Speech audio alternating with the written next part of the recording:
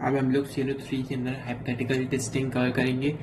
इसके अंदर हमारा जी टेस्ट, टी टेस्ट और ची स्क्वायर टेस्ट शामिल है।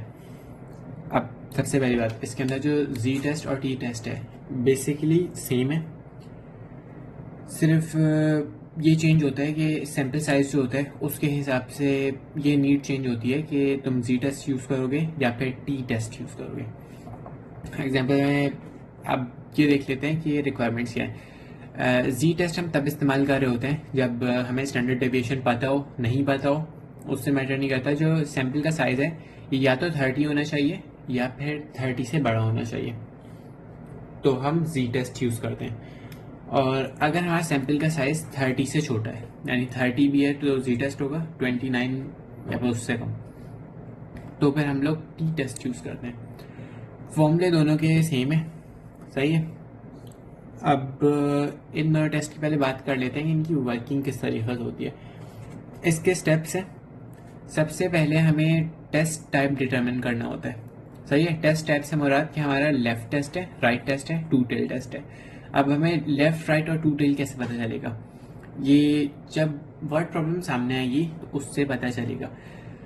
लेफ्ट के कीवर्ड्स होते हैं कि ग्रेटर देन, अपर,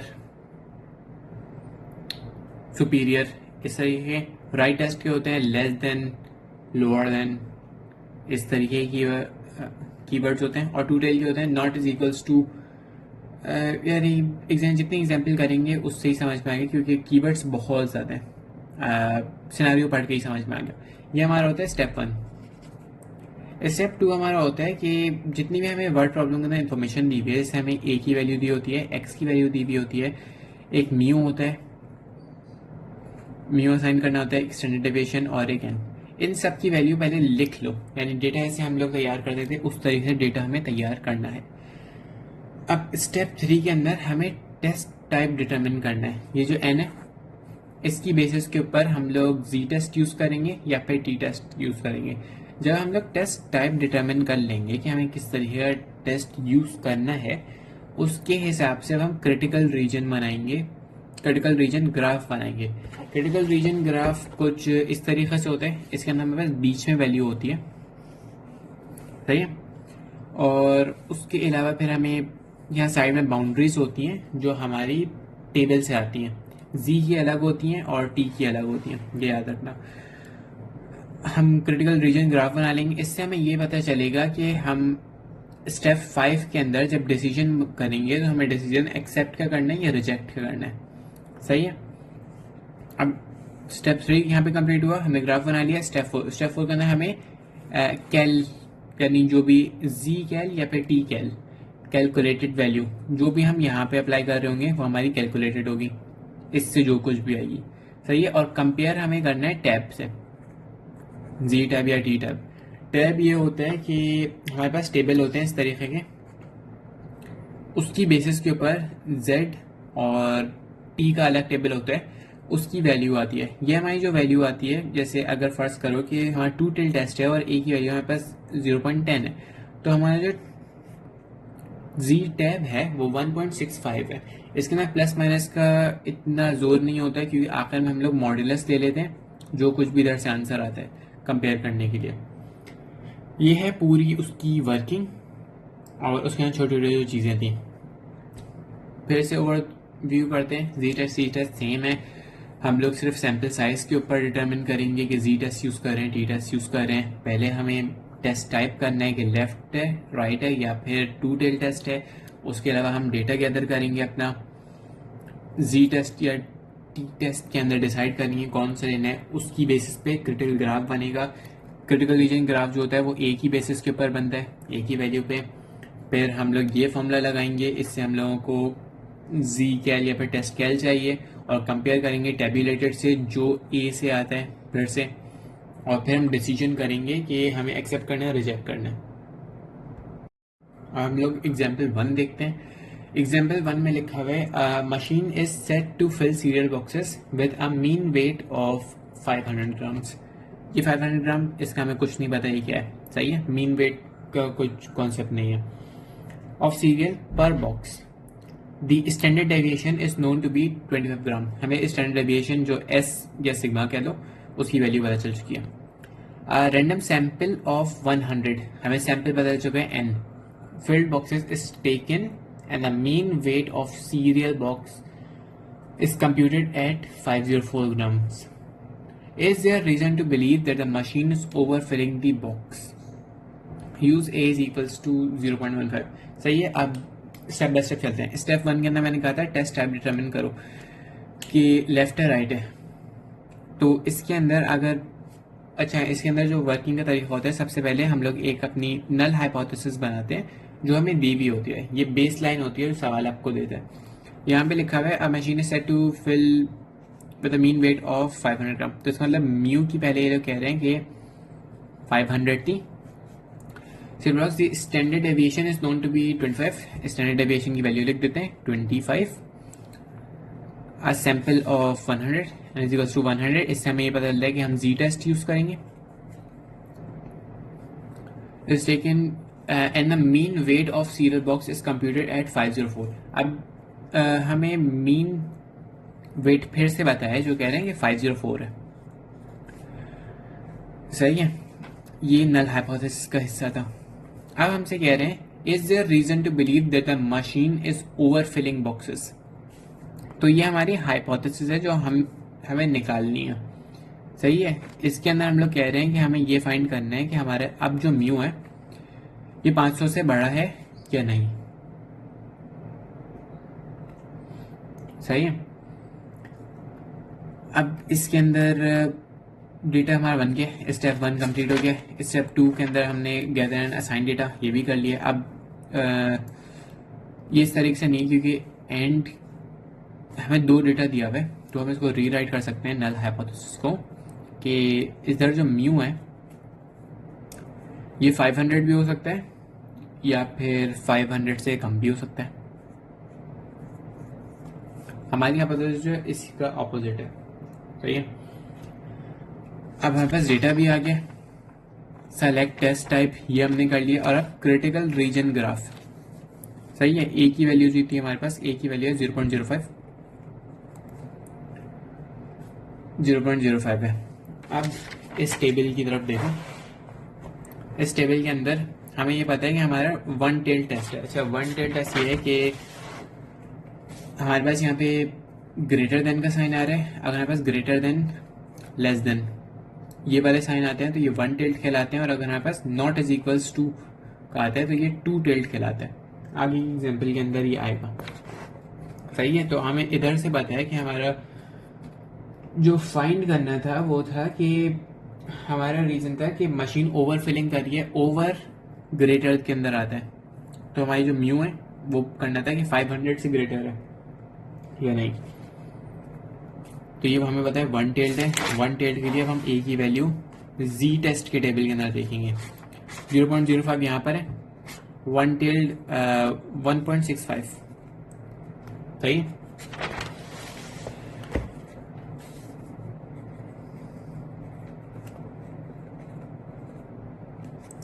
इस तरीके से अब हम लोग इसका क्रिटिकल रीजन ग्राफ बना लेते हैं। इसका क्रिटिकल रीजन ग्राफ इस तरीके से बनेगा कि बस यूँ रैंडम स्लोप डाल दो कोई भी,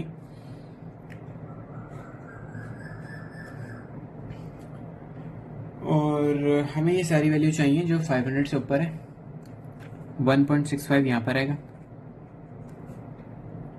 1.65 अब ये बेस लाइन है। हमें इससे ग्रेटर वैल्यू आएगी तो हम रिजेक्ट कर देंगे, इससे लोअर वैल्यू आएगी तो हम एक्सेप्ट कर लेंगे। यानी ये पूरा रीजन है जिसके अंदर हमारी इनिशियल हाइपोथेसिस रन कर रही है, और अब जब हम जी कैल निकालेंगे तो जी कैल इस रीजन में भी हो सकता है, इस रीजन में भी हो सकता है। ग्राफ बना लिया, इसके बाद हमें जी कैल कैलकुलेट करना चाहिए। जी कैल के अंदर हमें मीन चाहिए था एक्स। अब बहुत छोटी सी गलती मैंने ये की थी कि उनने मीन वेट का जो था वो 2 दफ़ा किया हुआ था, एक 500 बताया था और एक 504 बताया था। अगर वर्डिंग को हम बहुत क्लोजली देखें तो उसमें लिखा हुआ है कि a machine is set to fill cereal boxes with mean weight of 500। Set to fill यानी म्यू की वैल्यू हमारे पास 500 आ गई थी। दूसरी लाइन के अंदर उसने लिखा है कि a random sample of 100 filled boxes is taken and the mean weight of the cereal box is computed at 504। तो अब जो हमारे पास आया था ये था मीन। थोड़ा सा कंफ्यूजिंग सवाल था, अजीब सा, वर्डिंग चेंज होती है अलग अलग जगहों पे, तो इसलिए मैं कंफ्यूज हूँ। तो हमारे पास मीन की वैल्यू यहाँ से आ रही है 504, हमने उसको फॉर्मूला के अंदर प्लग किया है, उससे हमारे पास 1.6 आंसर आ रहा है। अब हमारे पास 1.6 आंसर आ गया, तो हमारा स्टेप 4 कंप्लीट करना है, सही है। ये जेड कैल है। अब जेड कैल और जेड टैप को कंपेयर करो। जेड टैप बड़ा है, 1.65 है और ये 1.6 है, तो ये हम लिख सकते हैं Z tap is greater than Z cal. अब ये देखो 1.6 जो है ये किस रीजन में, इस ग्राफ के अंदर। हमारे पास अगर इस लाइन को हम कहें कि 1.65 है, इस तरफ 1.65 से बड़ी वैल्यू यानी 1.7, और इस तरफ जब हम जाएंगे तो वैल्यू कम होगी 1.60। हमारी जो वैल्यू है वो इसकी लेफ्ट साइड पर है, यानी हमारी हाइपोथेटिकल जो नल हाइपोथेसिस थी उसके अंदर आ रहे हैं, तो हम इसे एक्सेप्ट कर लेंगे। अब इसकी वर्डिंग लिखनी होती है लंबी सी, कि लिख लेते हैं कि since calculated value of z falls in acceptance region we therefore accept at 0, ये लिखा जाता है, सही है। और अगर नहीं होता तो वी डू नॉट एक्सेप्ट लिख देते हैं, या वी रिजेक्ट लिख देते हैं, सही है। अब देखो अगर फॉर एग्जाम्पल हम ये कहेंगे 1.68 इसका आंसर आ चुका होता, तो ये इधर आता शेडेड रीजन और इसके आगे की पूरी जगह पे, तो हम इसे रिजेक्ट कर देते हैं। तो इतनी सिंपल सी बात है, सही है। और ऐसी सिचुएशन के अंदर भी जिधर अगर बिल्कुल इक्वल आ रहा होता है तो हम एक्सेप्ट कर लेते हैं। इससे हमारा जी टेस्ट जो है इतना सही है।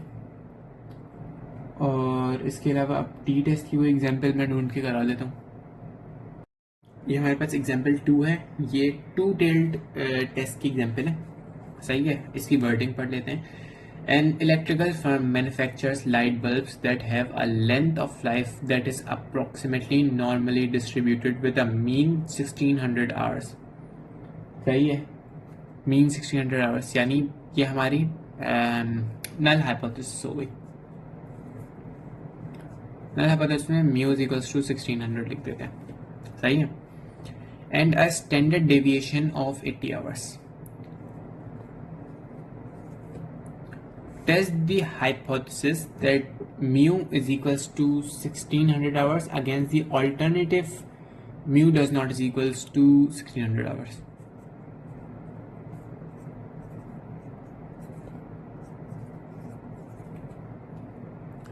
If a random sample of 30 bulbs, तो यानी n जो है हमारा ये 30 has an average life of 1576, use 0.01 level of significance.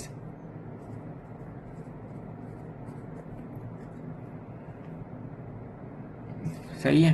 और हमें एवरेज जो दिया हुआ है वो बेसिकली मीन होता है, तो ये x की वैल्यू है।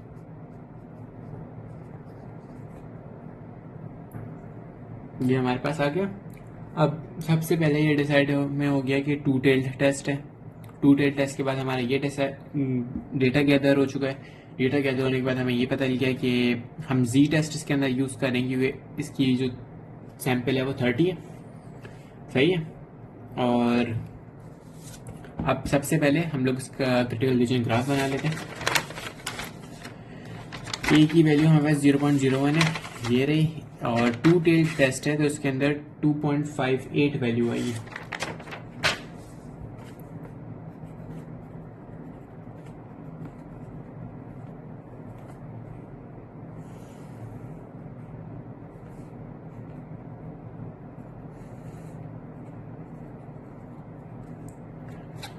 यहाँ पे 2.58 और यहाँ पे -2.58, सही है। अब जो हमारी वैल्यू है ये बिल्कुल इस बीच वाले रीजन के अंदर आनी चाहिए।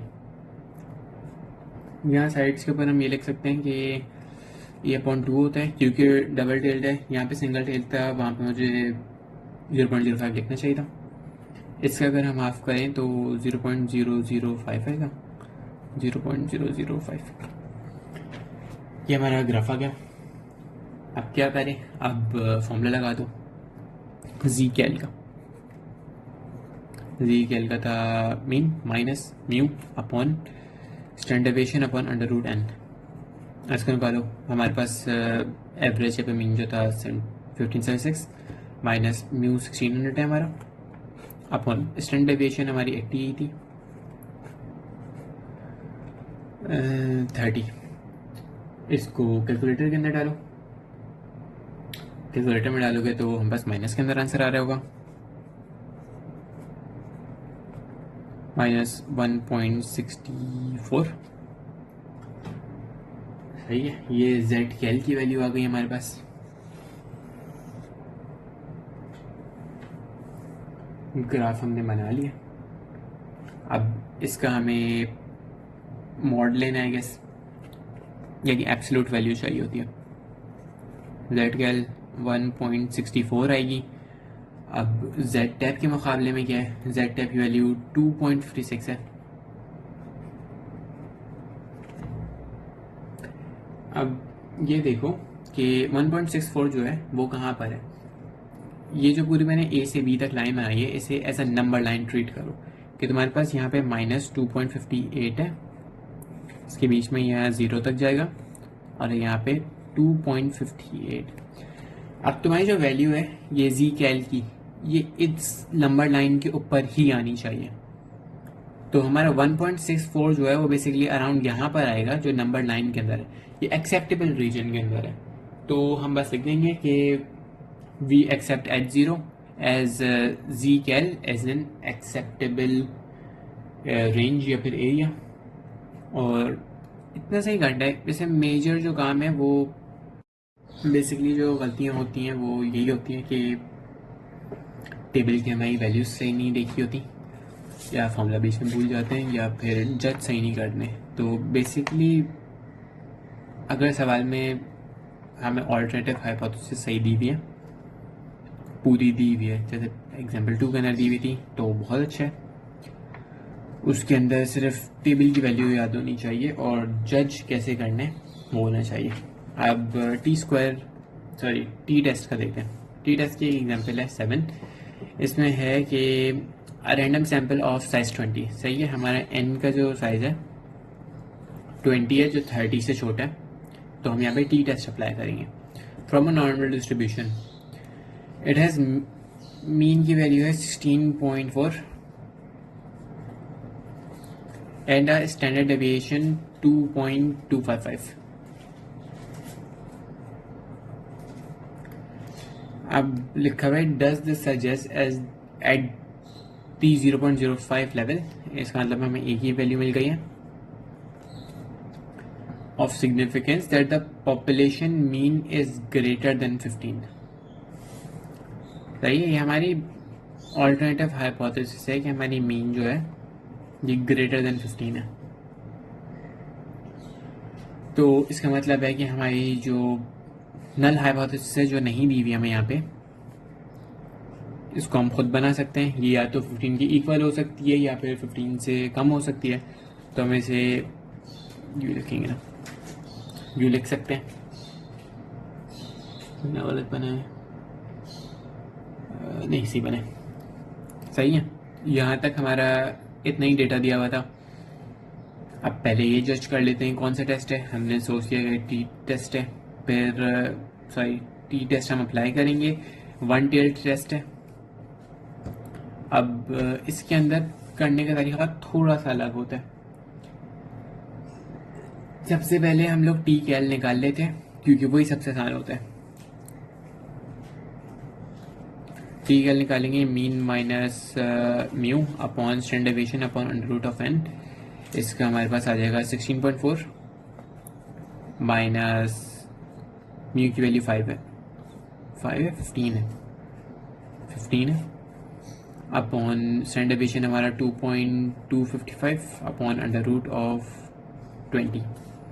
इसको कैलकुलेटर के अंदर हम डाल के आंसर निकालेंगे तो हमारा आंसर आएगा 2.776। ये हमारा टी कैल की वैल्यू है। अब हमारे पास जो क्रिटिकल रीजन का ग्राफ था वो कहाँ से आएगा, वो ए की वैल्यू से तो आएगा ही। अब ए की वैल्यू यूज़ करेंगे, लेकिन हम इसके अंदर डिग्री ऑफ फ्रीडम एक वेरिएबल है, इसको डी ऑफ एफ से भी कह सकते हैं, और इसका फॉर्मूला होता है एन माइनस वन। हमारे पास एन 20 दिया हुआ है, 20 माइनस वन। हमें डी एफ 19 पे चेक करना है, जहाँ पे ए की वैल्यू 0.05 हो। तो टी का जो टेबल है ये बहुत बड़ा होने वाला है। कोशिश करेंगे कि हम इससे चंद स्पेसिफिक वैल्यूज निकलवा लें ताकि हम वो ही याद कर लें। सही है, तो हमें क्रिटिकल रीजन में आना है। अगर ए की वैल्यू 0.05 हो और हमें डी एफ 19 पे देखना हो, तो हमारे पास टी टेबलेटेड की जो वैल्यू आती है वो है 1.729।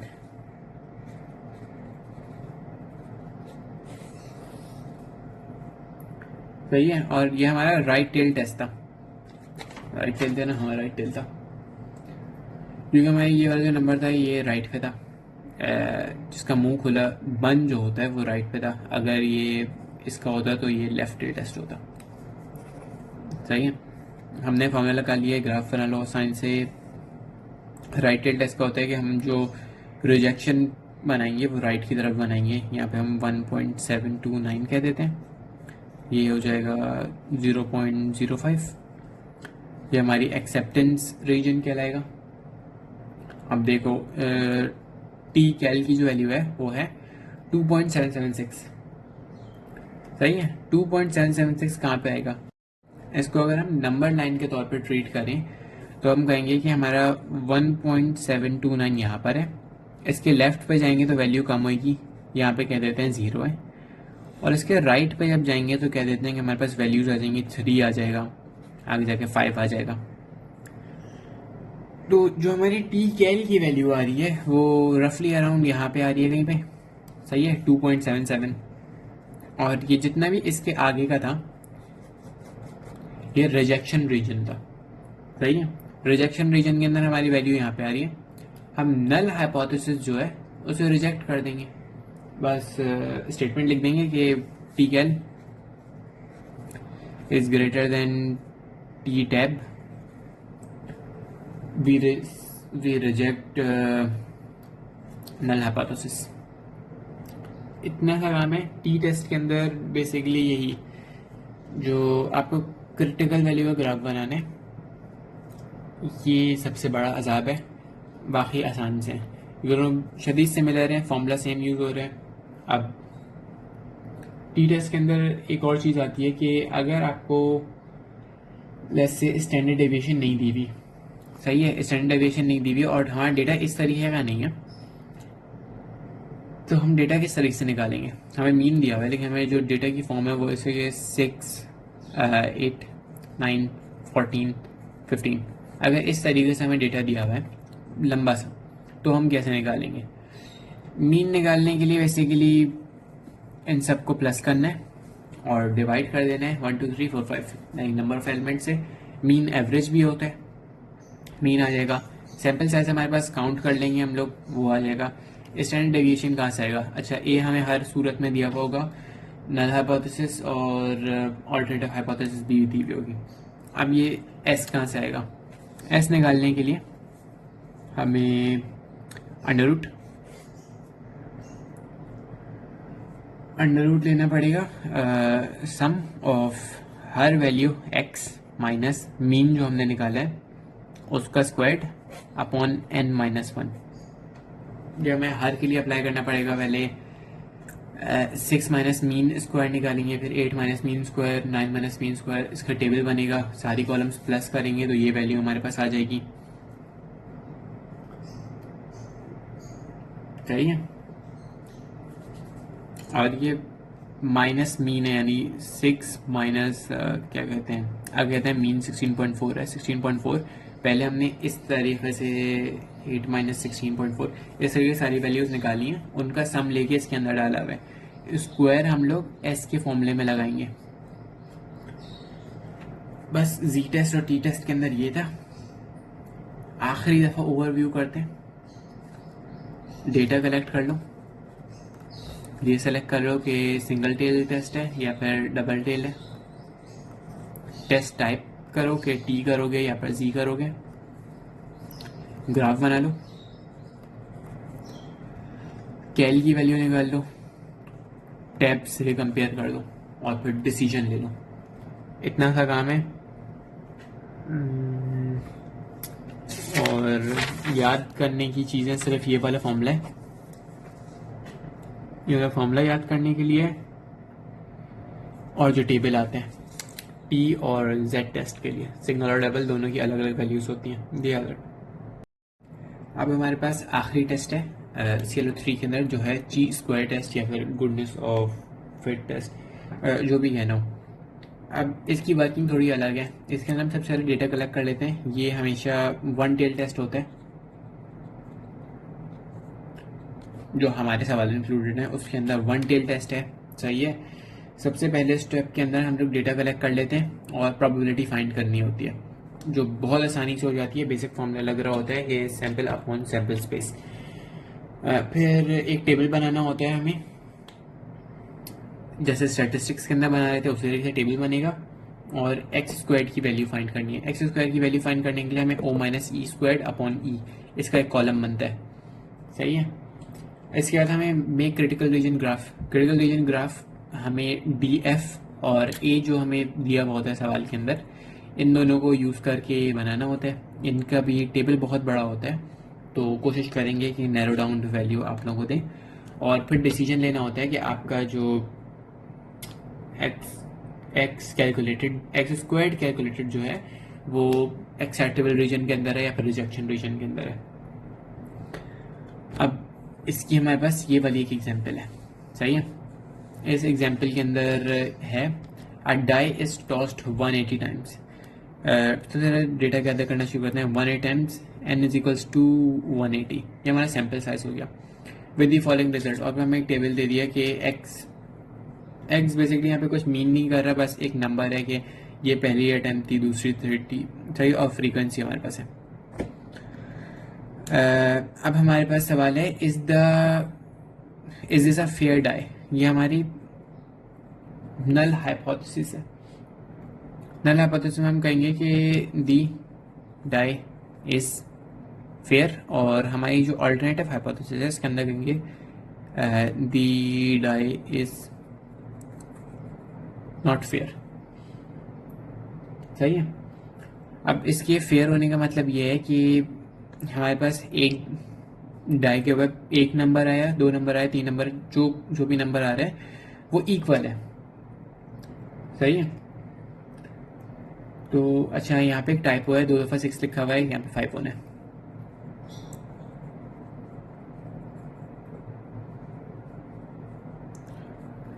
तो चेक कर लेते हैं प्रोबेबिलिटी क्या होगी। अगर हमें सिर्फ इसकी प्रोबेबिलिटी चाहिए और हमारे पास सैम्पल कितना है, 1 2 3 4 5 6, 6/1.6, जो हमारी प्रोबेबिलिटी है। सही है। और ए की वैल्यू हमें दी हुई है, लेवल ऑफ सिग्निफिकेंस है 0.01। अब इसका ना टेबल बना लेते हैं हम लोग।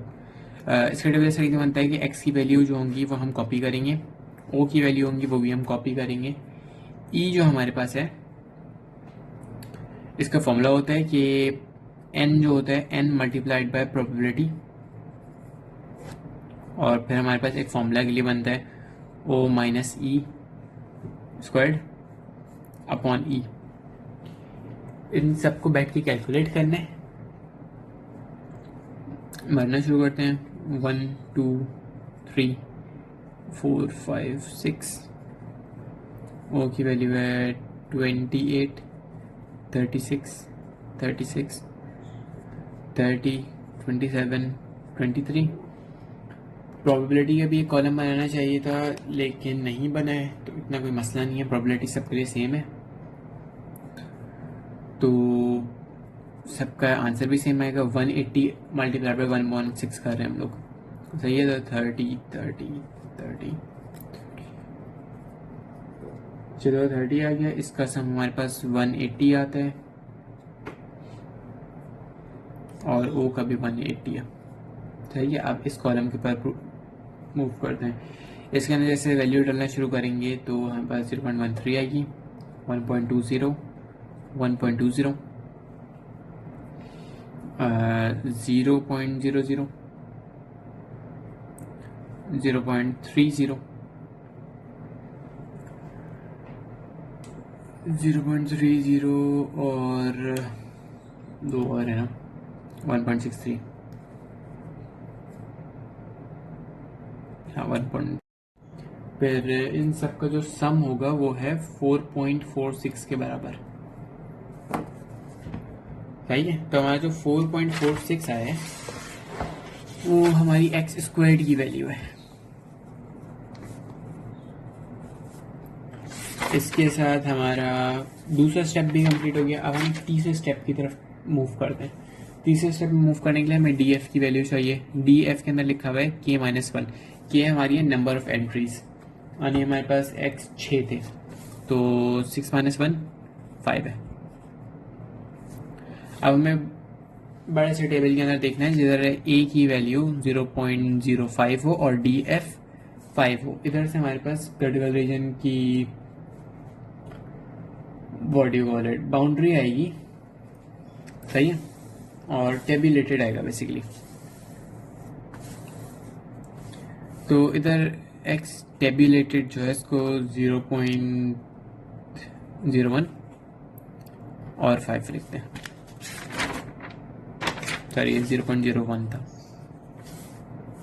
सही है। इसकी जो बेसिकली x टेबुलेटेड की वैल्यू है 15.09 आई है।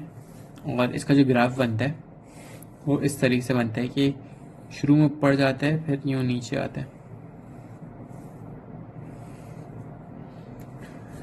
और बेसिकली हम ये रीजन चूज कर लेते हैं, इसको शेड कर लेते हैं। ये हमारा ए है 0.01, ये हमारा 15.09 बाउंड्री है। हमें देखना है कि हमारा जो एक्स कैलकुलेट किया वो कहाँ पे आ रहा है, वो अराउंड यहाँ पे आ रहा है, सही है। तो ये एक्सेप्टेबल रीजन के अंदर है। तो हम ये लिख सकते हैं कि since calculated value of x squares falls in acceptance region, therefore we accept null hypothesis at 0। या फिर हम बेसिकली इस फॉर्म के अंदर लिख सकते हैं कि एक्स स्क्वायर कैल जो है वो छोटा है एक्स स्क्वायर्ड टैब के, सही है। वी एक्सेप्ट नल हाइपोथेसिस, इतना लिख दो, और अगर आगे लिखना हो तो एक्स स्क्वायर्ड और एक्स टैब की वैल्यू लिख दो। आसान सेंस के अंदर सबसे बड़ा अजाब जो है वो क्या है, वो ये है कि टेबल के अंदर से वैल्यूज याद करनी है क्रिटिकल रीजन के लिए, बाकी सब कुछ आसान है। अब नेक्स्ट वाली प्रॉब्लम के अंदर हमारे पास है fire department records in a city show that the last 350 fires were distributed according to day of the week as follows। इसके अंदर हमारे पास 350 जो था ये n था। मैं यहाँ टेबल बना लेता हूँ, Monday Tuesday Wednesday Thursday Friday Saturday Sunday, और टोटल हमारा 350 है, 55 75 65 40 45 35 ये टेबल है, सही है। इसमें बताया 350 फायर्स थी और कह रहे हैं test the hypothesis that fires are uniformly distributed. ये हमारी नल हाइपोथेसिस हो गई। यूनिफॉर्मली का मतलब है कि सब इक्वल है, कि P1 बराबर है P2, सबके बराबर हैं P7।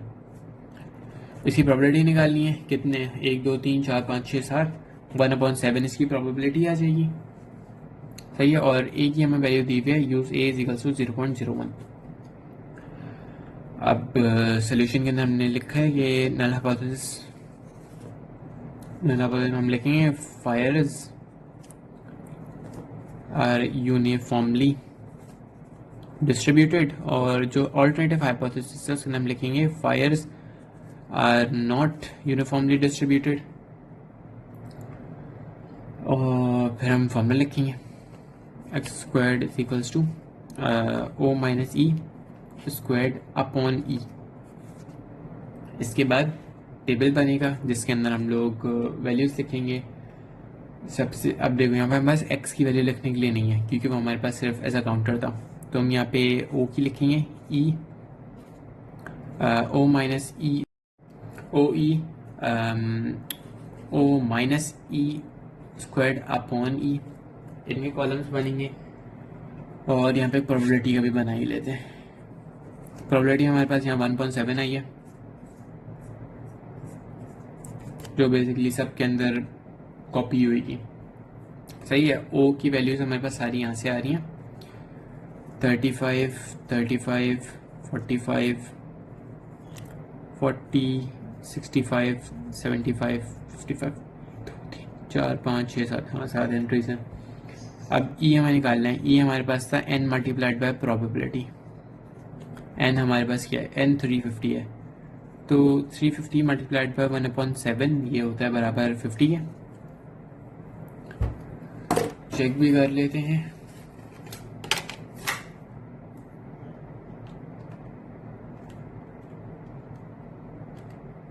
फिफ्टी के बराबर होता है। सही है। तो यहाँ पे बेसिकली ये कॉपी होता रहेगा और फॉर्मूले के अंदर हम जितनी वैल्यूज हर की एंट्री डालेंगे तो पहले वाली की 4.5 आएगी, फिर से 4.5 आएगी, फिर 0.5 आएगी, फिर 2.0, देन 4.5, 12.5 और 0.5। अब इन सब का सम ले लेते हैं। इनका सम बराबर है 29 के। ये है हमारी एक्स स्क्वायर्ड कैलकुलेटेड की वैल्यू। अब आगे बढ़ते हैं थोड़ा सा। हमें इतना पता है कि हमारा एक्स स्क्वायर्ड कैलकुलेटेड जो है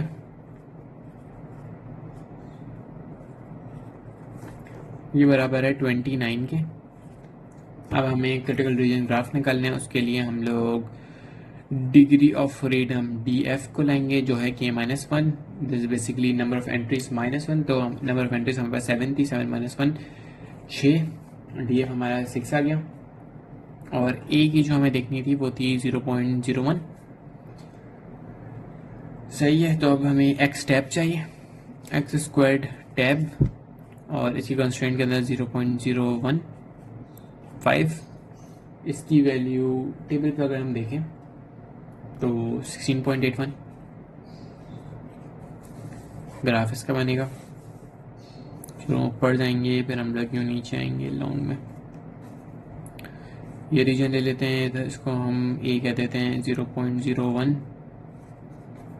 शेड कर देते हैं। बाउंड्री हमारी है 16.81। ये चेक करो कि हमारा जो एक्स स्क्वायर्ड कैल है वो कहाँ पे आ रहा है। नंबर लाइन के तौर पे ट्रीट करो। यहाँ पे 0 आ गया, यहाँ पे 16.81 आ गया, और इधर हमारी सारी बड़ी वैल्यू आ गई जैसे 30। अब जो हमारा एक्स कैल है वो अराउंड यहाँ पर आएगा जो कि शेडेड रीजन के अंदर है। सही है। तो हम लोग ये कह सकते हैं कि हमारा एक्स स्क्वायर्ड कैल जो है ग्रेटर है एक्स स्क्वायर्ड टैब से, और वी रिजेक्ट एट 0। और इसके आगे अब एक्स स्क्वायर्ड कैल की वैल्यू लिखनी हो 29 और एक्स स्क्वायर्ड टैब की 16.81 लिखनी हो, ये लिख लें, and basically that's the whole answer. इसकी एग्जांपल्स भी 2 थी। मेरा यकीन ये है कि जितनी जो 5 एग्जांपल्स दी हुई हैं, 2 जी टेस्ट किए, 1 टी टेस्ट किए हैं, 1 2 3 7, तो 3 जी टेस्ट किए, 1 टी टेस्ट किए और 2 जी स्क्वायर टेस्ट किए। इन सब की प्रैक्टिस कर लो और अपने दिमाग के अंदर बैठा लो। उधर से हमें ये टेबुलेटरी वैल्यू भी शायद याद करनी पड़े। इसका हम इससे पूछ लेते हैं कि सारे बड़े बड़े टेबल्स याद करें या फिर कुछ स्पेसिफिक वैल्यूज़ हैं जो हमें याद करनी है। बाकी इससे हमारा CLO 3 कवर हो चुका है और CLO 2 के अंदर डिस्ट्रीब्यूशंस बची हुई हैं।